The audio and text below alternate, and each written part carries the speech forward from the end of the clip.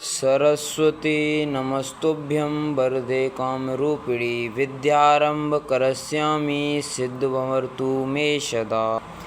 Welcome to nursing universe 01, जिसमें हम adult health nursing का यूनिट नंबर फर्स्ट कंप्लीट कर चुके हैं।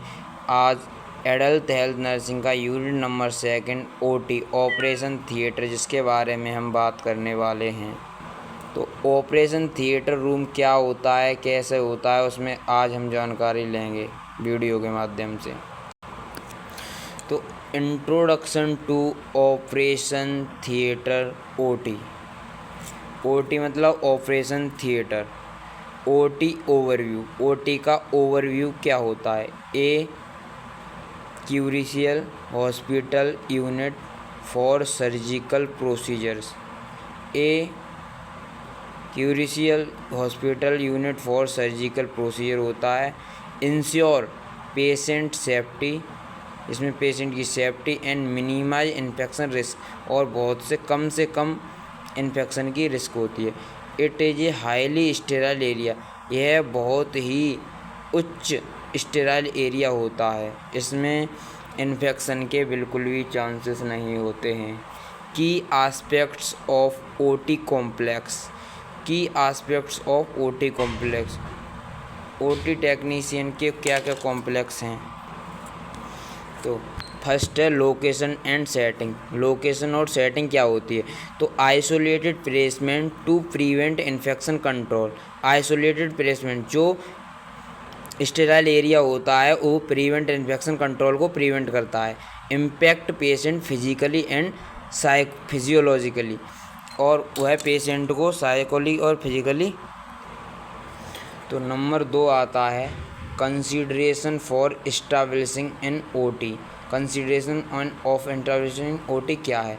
Location within the hospital optimized for functional flow. Location within the hospital क्या होता है? अनुकूलित होता है फॉर फंक्शनल फ्लो के लिए। नंबर ऑफ ऑपरेटिंग रूम, कितने नंबर्स होने चाहिए ऑपरेशन हॉस्पिटल के अकॉर्डिंग। ओटी साइज, ओटी का साइज क्या होना चाहिए? Sized for specific surgical and equipment. Minimize 360 square वर्ग फीट तो होना चाहिए कम से कम। ओटी डिज़ाइन इफ़िशियंट होनी चाहिए, safe and aseptic. Equipment requirement, equipment की रिक्वायरमेंट होनी चाहिए। Classification of operation theatre suites. Classification of operation theatre suites क्या है? Single theatre suite. Single theatre suite क्या है? Compromise an OT, scrub up and growing area, anaesthesia room, trolley, preparation area, exit way, staff change area, ancillary accommodation. मतलब compromise and OT में क्या क्या होना चाहिए? Scrub up and growing area होना चाहिए, एनेस्थीसिया रूम होना चाहिए जिसमें एनेस्थेटिक डॉक्टर बैठता हो, ट्रॉली प्रिपरेशन एरिया हो चाहिए जिसमें हम ट्रे कंटेनिंग कर सकें, ट्रॉली कंटेनिंग कर सकें, एग्जिट वे होना चाहिए, स्टाफ चेंजिंग रूम होना चाहिए, इसमें female staff changing room, male staff changing room भी होना चाहिए, एंसिलरी एकोमोडेशन। अब आता है twin theatre suite. Twin theatre suite क्या होता है? Similar to a single theatre suite but within the duplicate ancillary accommodation for each OT. और ऐसे ही एक और डुप्लीकेट होना चाहिए अदर ओटी के लिए। ए पोस्ट एनेस्थेटिक रिकवरी एरिया, ये एनेस्थेटिक रिकवरी जिसमें एनेस्थेसिया रिकवरी किया जा सके। यह आता है OT complex with multiple OTs. तो यह क्या है? फैसिलिटीज विद 3 और मोर ओटी। फैसिलिटीज विद 3 और मोर, 3 से अधिक ओटीज होनी चाहिए। एनेस्थीसिया रिकवरी होनी चाहिए जिसमें replications and porter desk and sterile store and staff change area. अब आता है ऑपरेशन थिएटर। ऑपरेशन थिएटर क्या होता है? It is the most important topic for point of view exam. आता है it is a vital area of the hospital. Operation theatre एक vital area होती है हमारे हॉस्पिटल की। A vital hospital area for surgical procedures. A vital hospital area for surgical, जो surgical procedure के लिए होती है। Prioritise sterility and infection control for efficient and safe operation, जो स्टेरिलिटी होती है इन्फेक्शन कंट्रोल किया जा सकता है for efficient and safe operation के थ्रू। की एलिमेंट ऑफ ओटी डिज़ाइन, की एलिमेंट ऑफ ओटी डिज़ाइन क्या क्या है? Number 1 location, isolated from other unit, और सभी से यह आइसोलेटेड होना चाहिए, अलग होना चाहिए, सभी रूमों से ये ओटी जो है हमारा अलग होना चाहिए। Ensure smooth flow for patient, staff and supplies, ensure smooth flow होना चाहिए फॉर पेशेंट के लिए, स्टाफ एंड सप्लाई, सबका व्यवहार पेशेंट के लिए स्मूथ होना चाहिए, अच्छा। Close to surgical ward and ICU, इसके पास में सर्जिकल वार्ड और आईसीयू होना चाहिए। पास का मतलब अभी यहाँ सर आपने कहा था, आपको पूछोगे आइसोलेटेड फ्रॉम अदर, दूर होना चाहिए। अब आप कह रहे हो close to surgical ward and ICU, पास होना चाहिए, मतलब ये थोड़ी सी दूर होने चाहिए, उससे कतई क्लोज ना हो। Maintain privacy with designed corridor, में हमें प्राइवेसी का भी ध्यान रखना है डिजाइन के साथ साथ। अब आता है नंबर 2 साइज। साइज क्या साइज होना चाहिए? Ideal OT size minimum 36 square feet, मतलब 18 and 20। Minimize unnecessary movement inside and OT, ये मतलब हम आराम से इधर उधर मूवमेंट कर सकें अननेसेसरी। नंबर 3 रिसेप्शन होना चाहिए, area for recovering and exiting patient, जहाँ हम जो एरिया रिसीविंग एंड एग्जिट होता है वो हमारा रिसेप्शन होता है।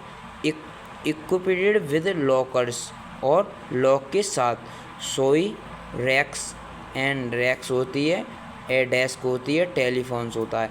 Focus on patient identification and privacy, patient पे फोकस करने के लिए, हम उसकी पहचान करने के लिए और उसकी प्राइवेसी के लिए रिसेप्शन होता है। Pre anaesthesia and pre operating holding area, ये देखिए वेटिंग रूम इनसाइड होना चाहिए, उसके अंदर adjustment to the surgical suite होना चाहिए। Finding identification and assessment, final identification and assessment होता है यहाँ। माइनर प्रोसीजर और छोटा सा प्रोसीजर, वेटिंग एरिया में छोटा सा प्रोसीजर। एनेस्थीसिया रूम क्या होता है? Space for anaesthesia induction with essential connections, space होना चाहिए एनेस्थीसिया इंडक्शंस के लिए विद असेंटियल कनेक्शंस के लिए। रिकवरी रूम क्या है? Post operative care area with monitoring equipment, attached sluice room for essentials, क्या असेंटियल। अब आता है post anaesthetic care unit, PACU, जैसे स्वास्थ्य में क्या कहते हैं PACU, post anaesthetic care unit. अब adjust to the recovery room में एडजस्ट होगा, and sufficient space around each patient bed, और पेशेंट के बेड के पास सफिशिएंट स्पेस होना चाहिए जिसके हम उसका वाइटल्स ऑन मॉनिटरिंग अच्छे से कर सकें एंड ऑपरेशन अच्छे से हो सके। स्टेलाइजेशन रूम होना चाहिए, adjustment to the OT for efficient transfer of sterilize equipment.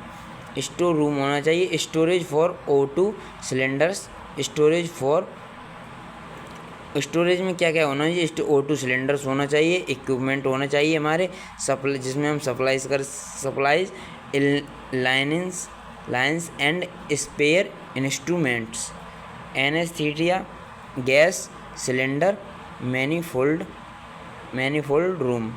Fire resistant होना चाहिए, एंड वेल वेलेंटेड फ्रॉम सेफ्टी, और अच्छे से अच्छी वेल वेलेंटेड safety. Dressing room, male female personnel, male dressing room अलग होना चाहिए, फीमेल ड्रेसिंग रूम अलग होना चाहिए इसमें। अब स्क्रब रूम क्या होता है? आप कहोगे स्क्रब रूम क्या है सर? अब देखिए, equipped with sensor, operated steps, hands clean and non slippery flooring. अब आता है operating room central area for surgery. Operating room का है central area for surgery, necessary equipment, emergency drugs. Nurse station office, इसमें nurse anaesthesia staff होना चाहिए और accessible to both restricted and semi restricted area होना चाहिए। Rest room, comfortable space for staff, breaks with chair, comfortable space होना चाहिए for staff के लिए रेस्ट करने के लिए। लेबोरेटरी, छोटी सी लैब होनी चाहिए हमारी। OT complex for immediately testing, जिसमें हम ओटी कॉम्प्लेक्स के इमीडिएट छोटे छोटे टेस्ट कर सकें तुरंत। Seminar room, dedicated space for training and discussion. Seminar room होना चाहिए जिसमें dedication space for training and discussion हो सके। अब आता है number 18, theatre sterile supply unit, TSSU जिसे शॉर्ट में कहते हैं। अब आते हैं जोनिंग इन ओटी। अब आप कहेंगे जोनिंग इन ओटी क्या है? जिसमें भी ओटी में हमारे 3 जोन होते हैं, zone first, zone second, zone third. किसी किताब में जोन 2 भी होते हैं, किसी जोन 3 भी होते हैं। तो जोन से इसलिए मैंने तीनों बताती है। जोन फर्स्ट, आउटर जोन क्या होता है?